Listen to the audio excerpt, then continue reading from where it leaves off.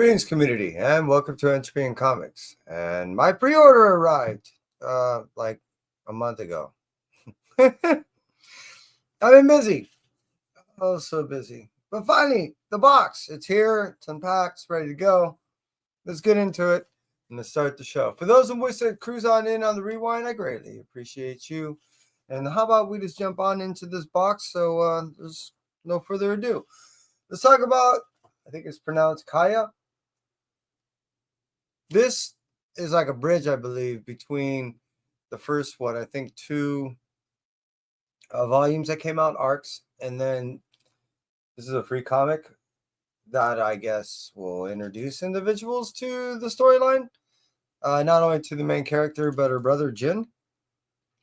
And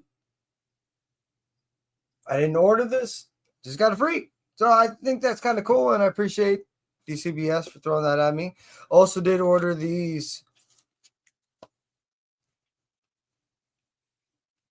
3 Marvel Rivals variants. And Kai, he's really into the video game. He's, I guess, pretty high in the elite area of the video player. I don't know the game. So I've been getting them all for him. He's really been enjoying the variations of the characters, both in the video play and on the covers of these books. So I've been getting them for him. Hey, Perry, how you doing? Great seeing you, buddy. I appreciate you being here. Hope all is well with you and yours. Also, one of my favorite characters of all time, Spider-Boy, issue number 15. This is something I'm only now showing you, but I have been reading them. Here's another variant right here. I believe it's cover B. That is correct.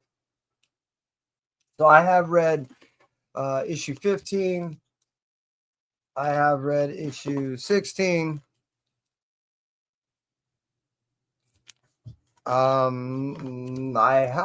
Believe I read issue 17. So I am yes, I have, and I'm thoroughly enjoying the series thus far. So here's 16 cover A, an homage. We now get to see 1, the limitations of Spider-Girl. 2, now that she was betrayed, what her new direction is. 3, because of her success, we now see supposedly an ongoing series. I know we're guaranteed at least an arc that will start in roughly 2 months. So look for that Spider-Girl. If you did enjoy her appearance in Spider-Boy, then what can I say? Let's see what we get from a new writer and a new direction with the character. All right, Amazing Spider-Man issue number 66. I know I'm really far behind, but I've been getting all of this series. I've been loving the 8th death so far. And yeah, I'm looking forward to not only getting in the issue number 66, which I've been getting all the Scotty Young variants, but I'm looking forward to getting in the issue 67, which I really enjoy that cover, and all the Scotty Young variants. I did get to see the movie, so I did get to see Venom Frog. So I know how that works into that, which is kind of cool. And I'm looking forward to getting into 68. Which, yes. And the Scotty Young variants. So that one's pretty badass. So I'm looking forward to continue with the series. I do know that it ends up at issue 70 and then starts with issue number 1. It does go in a different direction. And issue 69 and 70 set up. It's 2 different things. Where issue number 1 will then take off, and it also is a tie-in to the Doom series that has been out, which the Doom Academy and all that stuff. One World of Doom, the main series line. And then Miles Morales, Spider-Man, issue number 30, right? Please tell me it's 30. Yeah.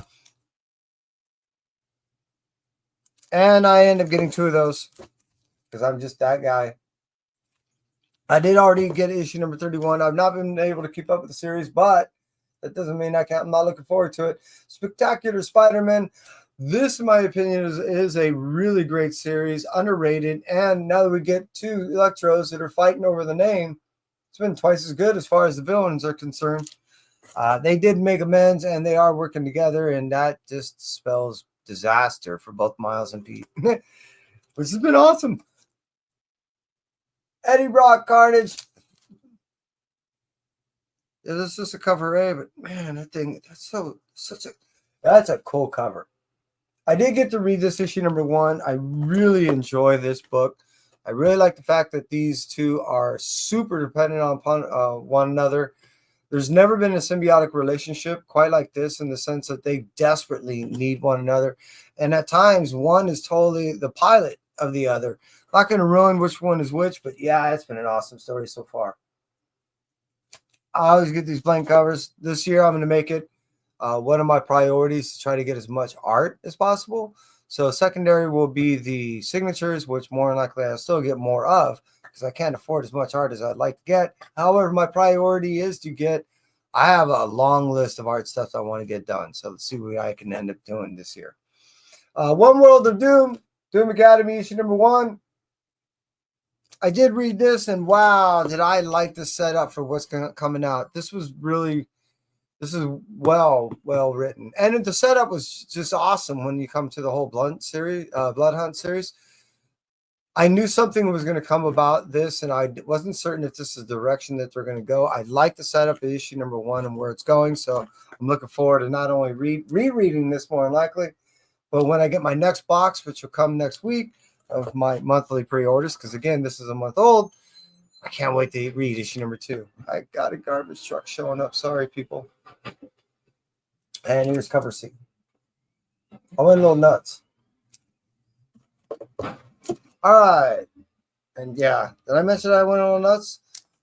This is the first appearance of this whole Doom Rex thing. I mean, that's a cool cover. And then Blade. In my opinion, this is the only one that really should have the red band on it. And the only reason why is I really directly associate the whole red band thing with the Blood Hunt, which was a vampiric story. It was around and based upon Blade, and when I just think of the two, they're directly associated. So I just, in my opinion, feel that it best works with this whole red band thing with a Blade story, or when it ties into Blade directly. There, done, set. Spirits of Vengeance, issue number 6. Xavier Pirzada has been killing it with the series. I've really been enjoying it. I'm looking forward to seeing him. I think he's going to be at Golden Apple. Plus, I believe he's going to be over at WonderCon, which I'm going to try to make it to. I look forward to just hanging out with him for a little bit of time and talking to him about this series. I know he was looking forward to writing this thing, and I haven't seen him since he started writing it. So now that here we are with issue number 6, and probably 7's coming in my next box, I really am desperately want to talk to him about how much he's been enjoying writing the series so far. Wolverine issue number 2. I thought issue number 1 was a great setup, and I'm looking forward to jumping into this book. I'm a fan. I like how the series is going. I like how they weaponize this whole spirit stuff and the whole demon things, and I just think it's a cool storyline. I'm looking forward to seeing how it's progressing. Hellhunters issue number 2. Again, I like how issue number 1 set up this Hellhunters 2, and my understanding in this, we're going to get, as we do quite often, a new appearance of someone I'm looking forward to seeing. Old news to you. I had forgotten really if it's the old Ghost Rider or if it's something else, so I don't want to ruin it for me. What if Galactus transported Spider-Gwen? I read this. I've been buying the design variants from the stores, and I read the design variant, and I really been enjoying the series of the What If. I like them because these type of books don't take themselves too serious, and I like to see where a writer is allowed to go with a character, knowing that they don't have to totally adhere to canon strictly. They can kind of go off, just a little bit, and just kind of push the boundaries of their limitations of what's usually allowed into storylines with Marvel. So I like to see that exercise in these type of storylines and What If. Speaking of which, this is one I haven't got to read. I haven't got to read the Rogue one yet. I've been reading all the other ones, and I've been keeping up to date. But the Rogue is the only one that, as far as the design variant, has escaped me. But the story is the only one I haven't read yet thus far. Ultimate Wolverine, issue number 2. If my understanding is correctly, the idea in issue number 2 is that there's supposed to be a test provided to see how dangerous this weapon is, meaning Wolverine. And I really like how they've been flipping the titles of the characters of who's who and Weapon Soldier and all this thing, Winter Soldier. So this is a story I've been enjoying this whole Ultimate stuff so much. When it comes to a head, when it gets to the end of the year, it's just going to be nothing short of just awesomeness. I'm just saying. Speaking of which, Ultimate Spider-Man, which started it all in this whole Ultimate new introduction to this universe, is one of my favorites as far as the not ongoing, but as far as the series leading up to this cataclysmic ending that's going to be happening towards the end of the year. When we go ahead and open up those gates and let all these makers out of the console, and we end up seeing what kind of unfriendliness they're making up. See how I use the maker thing in there? I am so looking forward to that to unfold that you just can't believe. So I really have been enjoying not only this Ultimate Spider-Man, but the Ultimates that has been tying it all together and giving us deeper understanding of the overall storyline behind this Ultimate stuff. It's just been tying it all together really well, and I've been enjoying not only what they've been giving us on the various Panther and Spider-Man and the Ultimates, but I like how it's been tying together and leading to what we're going to get at the end of this year. Infinity Watch, issue number 2. I like how they did issue number 1. Issue 1 was good. I like where this story is going. There's characters in there I can't get enough of. Well, anyways, I got a lot of books to get through. So I'm really looking forward. And plus, I mean, I end up getting one variant of this. I mean, this is awesome. Look at this.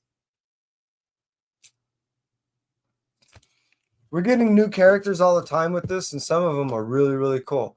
What I think is kind of interesting is that these characters are so strong when they're one another, but they have no idea how to be able to deal with one another or to utilize their strengths in a, how should I say, conducive manner, one that helps one another as opposed to just always being a conflict. So it's been pretty cool. All new Venom issue number 3. I think all the clues that they've been leading us with and all that, it's just a facade, smoke, mirrors, and I have my own theories of who it actually is. Hey, buddy, how you doing? Appreciate you being here. Oh, do you put a little surf thing because of the board? I appreciate that. Really, we're entering spring. We're almost ready to get out there. Kid Venom. It only took us 2 years from the first introduction of this character to finally finish out the series. They've been killing me. They've been asking a lot of me. This series has been really, really cool, though. Set in the time period of a good, 500 years ago? Wow, about 500 to 600 years ago. It not only ties in kind of a near feudal time period, but a little bit of philosophy and a little bit of a different way of looking at a symbiotic relationship, especially one that feeds on other symbiotes. So it's really, really different as far as how they writ this character. And I really enjoy it. It just took so long. It was kind of agonizing to wait and to think that I was able to retain all of which that is involved in the storyline, even though we're only talking so far. I read 3, and then the introduction of the character, which is 4, which, if you think about it, there was 4 other little pieces that were in other books, which is, if you want to tie all that, 8 over 2 years. That's no wonder I'm losing my mind. Trying to remember this stuff. Speaking of remember, I had a good time, and I still remember the stories that were not only told to me by both Colin Kelly and Jackson Lansing, but the experience I got to have with Bernard Chang and what he was telling me, the direction and his enjoyment of doing the art for this book, that when I ended up reading it, yeah, I was pretty floored. It wasn't really, it exceeded any expectations that I didn't have any per se, other than what they were already giving me by telling me what the story was about. And yeah, this was cool. This was quite different. Again, That's what I'm looking for more times than not, is something significantly different from something else. That way I can go ahead and not feel that I'm just continuously reading some type of, just a variant of a variant of a variant, and just continuously essentially reading the same storyline gets really old. Incredible Hulk, issue number 22. The fact that Hulk has to, or not has to, is self-obligated to hang out with Charlie, and now that she has to contend with her new form, which initially she was, kind of happy with, but I think she's coming to the reality of what it means to go take on another personification of something, when it's part of you, than it is as opposed to something that you would want to just put on the mask to. And yeah, it's quite different and significant, and that she's understanding the reality of what Hulk has to contend with himself. And now that she more time spends her time in the past is kind of like a Bruce Bannery thing, and now she's learning how to be this Hulkish thing herself. Yeah, she's, I think, understanding the other side, this flip side of the coin, and it's mirroring what Hulk is seeing now and also dealing with. But they both still have to work together because, yeah, they're not done.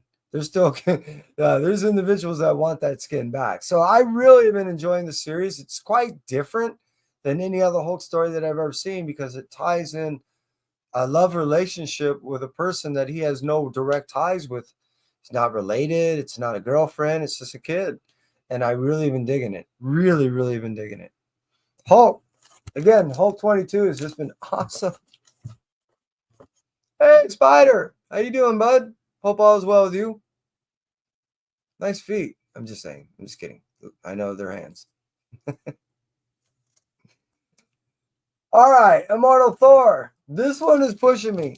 We've been dealing with this whole turning the wheel thing for a good 6 issues. I'm losing interest because I'm losing understanding. Where are we going with this? There's a lot of movement. We're cruising, but I'm losing sight of the overall. Help me, people. Help me. But this Graham 21. It's not been consistent on it's been released, but it's been very consistent on its storytelling. It's an individual that didn't want to be a Grim Reaper, had no understanding how she died, why she died, didn't understand her purpose after death, has now learned that she is the direct descendant of death. And now that she has an understanding of her own responsibilities, has been casted into a place in which that she has to fight herself back out of to go ahead and regain her powers from individuals who want to take over her realm. Yeah, that's where we're at. And it's been really, really unique in both its storytelling, its art, and where it's going. I have to admit, after issue, I think it was around 7, that the art wasn't on par with his first introduction. However, that being stated, the writing has always been solid. Moving on from that, let's talk about the Exorcism of 1600. This has been a really good story from an individual that is predominantly known for her acting. Hannah Rose May is doing a unique storytelling in this of a president having to deal with her daughter being possessed, and also dealing with world matters, mostly contending with them within the White House themselves. Hey, Bleeker, I hope you're doing well, buddy. Appreciate you popping in. And hey, Heroes for Hire, how you doing? Oh, I got a full house coming on in here. So I've really been enjoying that series so far, and Hannah's been doing a pretty good job. It's her first major writing that I know of. And yeah, it's pretty wonderful so far. Nightclub issue number 5, if I recall. Yeah, I can't believe on this series that they're getting wiped out and just taken wow, they're just getting thrown around the city and vaporized and taken out left and right, especially when they've made it through the big game and did so well. Yeah, Mark Miller is not taking any prisoners and is just wiping these poor kids out. So I'm looking to see where this goes with this because, man, Mark, dude, seriously. Gotcha, man, issue number 6. I initially bought this just to kind of regain a little bit of my childhood youth of some nostalgia. And initially, this story when it was first introduced to me as a kid, I had no understanding of really the direction it was going, any true meaning, any real plot. It was just something that was, I knew that these space ninja guys that were trained here fought against space aliens. That's all I knew. Now this is basically a coherent story that is really, really enjoyable. After 5 issues deep, I can't see it ever getting away from it. Here we have a story of domestically terrestrial trained individuals in both science and in fighting warfare to protect us against aliens that are trying to take over the planet. Really, really cool. Pharaoh, issue number 10. Fleeks, Forstner, and Rodriguez are just killing it with the storyline, and Tony is just killing me as far as my involvement with the characters in here and how so many individuals are getting wiped out, taken out, or infected with rabies. That it's heart-wrenching, especially when you start involving little kittens and all that. Oh man, it gets gnarly. And when you end up seeing what this rabid old lady is looking like now, oh my God, everybody run for the hills because Barrels is awesome. If you're not reading it, if there's anything I highly recommend reading that you might not be reading right now, it's definitely Feral. Please grab yourself a copy. World Tree, issue number 13. This is another one of those stories, unfortunately, that is not really on the regular. Hey, I hope you're doing well, Legend. Thank you for popping on in. I appreciate you being here. Unfortunately, this infrequently released book is rather really good. Tinian tends to have a tendency to end up releasing books that either are not always regular scheduled or fall just short of their landing, or sometimes never get completed in its series run. And I'm hoping that's not the case with this. So far, I've really been enjoying the series, and it's telling of this story of kind of this undernet thing within the internet and the possible of it's always existed and we're just waiting for us to find it and it wanting to take over.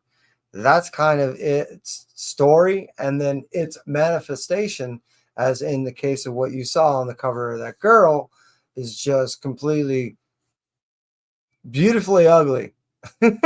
And what it wants to do is much of the same. Something as beautiful and ugly in its own interpretation. Dick Tracy, issue number 7. I originally bought this because my dad and I used to listen to stories and used to tell me about original stories of like Dick Tracy stuff. So in my mind, I was just kind of buying this to regain some nostalgia of remembering stories with my dad. This turned out to be a really fun series to read, and a considerably heavier in the gravity in which that I recall that my dad used to tell it to me. Now, he might have just been saving me from really what these stories were, and this is probably a correct telling because, damn, people are getting shot a lot. It's been a great story, but wow, no one lasted very long in these series. I'll tell you that right now. So I figured if I got issue number 7, I had to get the Valentine's Day special. And if it's anything like some of the Valentine's Day horror, back in the day with people getting wiped out and massacred and stuff, I'm looking forward to seeing how many people get shot in this book. Red Coat, issue number 9. Red Coat is one of my favorite series of this whole Ghost Machine thing. It truly, much like the way Philadelphia ties in history to its storytelling, I like how this story is well wrapped and entwined into history. It may be fictional, but I love how it takes these aspects that are suspect anyways in the storytelling on how we know them to be fact, and it ties them into something that we definitely know not to be fact. So it's really, really entertaining to read these books, not only because of the possibility of how, okay, that explains it, way it could have unfolded, but in a way that we know that it's just fun storytelling and overall. So I've really been enjoying Red Coat for that very reason. And it's kind of introspective. You end up getting some type of little self-looking at, some self-reflecting, sometimes almost philosophical story aspects within, which have been really kind of cool if you look at within the book. Hyde Street to me is almost like a Twilight Zone or Dark Tales. Remember those stories I used to see in the 70s that came out? You know, that's what Hyde Street reminds me of.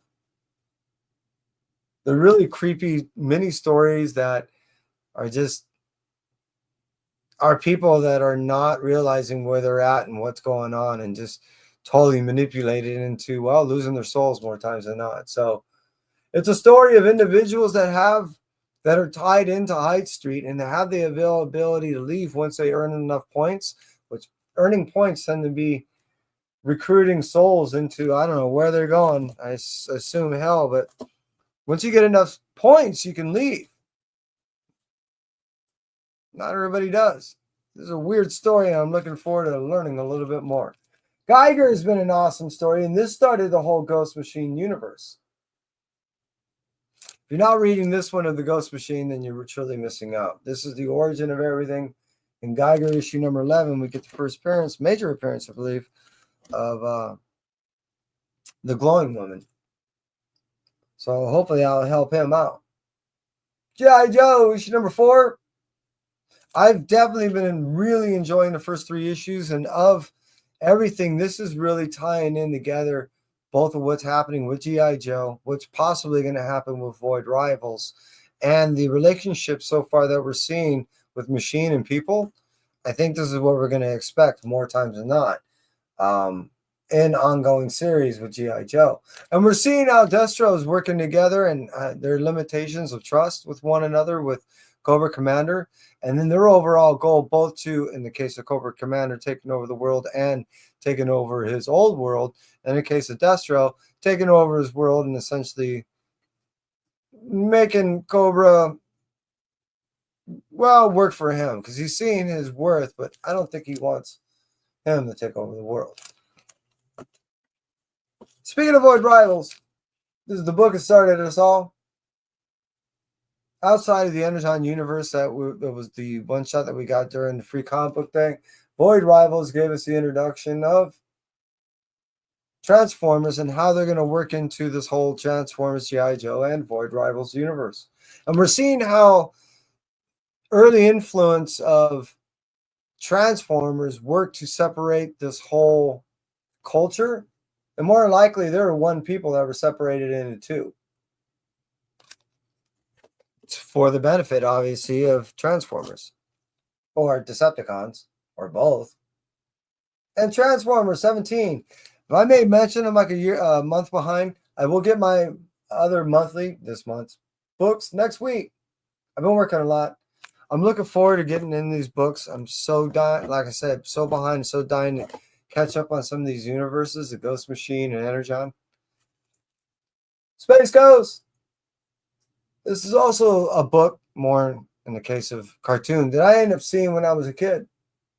And then later, when I turned into an older youth, was nothing as good as it is right now. Highly recommend this storyline. David Pepos is killing this thing. And it makes so much sense when it see these characters so long ago. I never understood the importance. I'm like, why they have the monkey? Where's the kids come from? Nothing made sense. David's explanation in the storyline is not only so well written, but is, very well appreciated. It makes everything not only make sense, but valuable in the storyline. Toxic Avenger. This art is awesome. The story is awesome. And then they give you a free little trading card. If you get this, what is it, cover D or something like that? Yeah, cover D. So I think this finishes it out. And I've really been enjoying it. If you're a Toxic Avenger, not only get the series, but get the series with the card. Lucky Devils. If you like 8 Billion Genies, you'll love this book. It's written in the same kind of theme, same humor, same direction, same feel. The art really reflects what's going on, and it has some of the same feel as 8 Billion did as far as the art is concerned. This is really, really well written, And yeah, the way these demons got these guys wrapped around their little demonic fingers is just awesome. Hey Tony, how you doing? Like, I don't have the delivery, sorry. Seasons, issue number 1. Already read it, really love it. Can't wait to get into issue number 2, which I already know just released. Seasons story of parents had kids. Kids are the 4 seasons, and which that they were named from. 3 which are missing. Parents are also, one of which is looking for the 3 along with the parents. Receives a distress call. That's where we're at with issue number 1. And I can't wait to get into issue number 2. I always end up getting these blank covers when they're available. And this year, like as I made mention before, I have a big goal of getting as many sketches as I can afford this year. Secondary would be the signatures. That doesn't mean that I'll end up with more sketches. This means that I'm definitely looking for some sketches this year. So we'll see how that works out. Teenage Mutant Ninja Turtles issue number 6. Jason has been killing it with the storyline. I really enjoy what he's been doing with this thing. We're seeing the relationship far different than we've ever seen with these turtles, and it's fragmented at best. And we're seeing it trying to mend when we know that they need each other the most. And I've really been enjoying how they've been trying to do so when they really desperately need to help one another out, because they have to defend each other from, well, as you well guess, the Foot and everyone else seems like they're after him. So it's just not only something that you're familiar with, but the way it's told and who it's told by is considerably different and considerably enjoyable in comparison to some of the individuals that have been doing some of the contributions in the past. No offense meaning, just the way he writes. This is something I just connect with, just saying. And here's another TMNT and Naruto. Sorry. I really enjoyed issue number 1. I'm a sucker when it comes to crossovers. And it gave me an introduction to a character I had no information about. I don't know the anime character at all. And yeah, it was just cool. It was really, really cool. I met the writer of this, and he's also a really nice guy. The way he pitched it to me, and as much as I enjoyed reading after, yeah, I'm as you see, I'm committed to buying it all the way through. Wind, Power of the Blood, issue number 2. I don't know many people that continue reading this after, volume 1. People kind of dropped off, and there was volume 2. That was the ending of a major battle, but it did not win the overall war. And now that we're seeing that there's momentum building on the evil side once again, and the vampires are looking to take over a whole nother village, things are not looking good, people. I'm just saying, our hero is being held captive, and I'm really concerned. I'm concerned. Moving on from that, TMNT Night Watcher. As we get more understanding of what was going on with the original characters, main characters, now we're seeing what's been going on with Jenica. No spoiler here. And now we end up seeing that this living Armor's been helping her out in the relationship that they're kind of end up getting, and if you want to call it that, and how the world has been building upon outside of the main characters, which I'll end up getting on a little bit more. So I've really been not only enjoying that, but the whole Mutation Nation thing. As I was saying, we're seeing how the development of this whole overall world is and the world that's being told in the main character storyline, and with Jenica in it in her own place and doing her own thing. So we're seeing as this whole Mutant Nation kind of gives us an overall feel of what these people are dealing with in this world. This has been giving us a kind of that understanding, which is now only making sense. And originally when I was reading all of these, I didn't know how they interrelated. Now it all makes sense, but I had to get that far into the storylines. And lastly, here we go. The Last Ronin, Volume 2, Re-Evolution, issue number 4. That's a mouthful. As we see a whole new generation of turtles take over, and we see the second generation of a Casey Jones, so forth. Yeah, this is awesome. I mean, I can't really seriously get enough. I really hope that we end up getting a movie that does directly reflect the original Last Ronin. That is a story that really, really tied together, in my opinion. A lot of things that I believe TMNT fans look forward to. A lot of action, a great story, some heartfelt, interaction with the main story characters, along with the world and the characters around them. Originally, that was the foundation of what I believe a lot of these characters were written upon. So I believe, in my opinion, that that's what Last Ronin really utilizes, is its overall direction and understanding of what it's trying to do as far as reading for us, as far as fans, is to adhere to the overall foundation of what these guys were written upon. So I guess that's what I read when I read into this, and it's doing a very, very good job. So Last Ronin, highly recommend. For those of you that cruised on through, I appreciate you. Damn, Z, way too long. It has been way too long since I see you. I greatly appreciate you being here.